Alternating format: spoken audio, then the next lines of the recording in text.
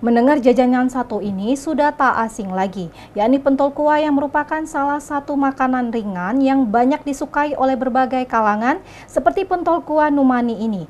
Cukup banyak pembeli karena harganya yang terjangkau hanya Rp1.000 per porsinya. Pentol kuah merupakan salah satu makanan ringan yang dibuat dengan bahan dasar tepung dan ayam. Pentol kuah menjadi makanan yang banyak diincar oleh masyarakat di berbagai kalangan, terlebih anak-anak sekolah. Pentol kuah ini menjadi jajanan yang laku di tengah masyarakat karena memiliki ciri khas rasa yang unik seperti pentol kuah Numani yang berjualan keliling dari rumah menuju di pangkalannya, tepatnya di Pasar Impres Kota Lubuk Linggau.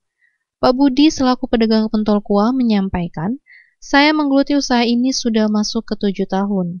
Pentol kuah Numani ini dibanderol mulai dari harga Rp1.000 saja, dan dalam seharinya mampu meraup omset hingga Rp600.000 per harinya. Alhamdulillah udah tahun ke-7. 7 tahun deh.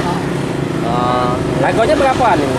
Kalau harga variasi, 1.000 pun kita ladeni. 1.000 boleh. 2.000, 3.000, 5.000. Maksimal berapa nih? Nggak ada maksimal. Nggak ada maksimal. Yang jelas paling murahnya 1.000 saja.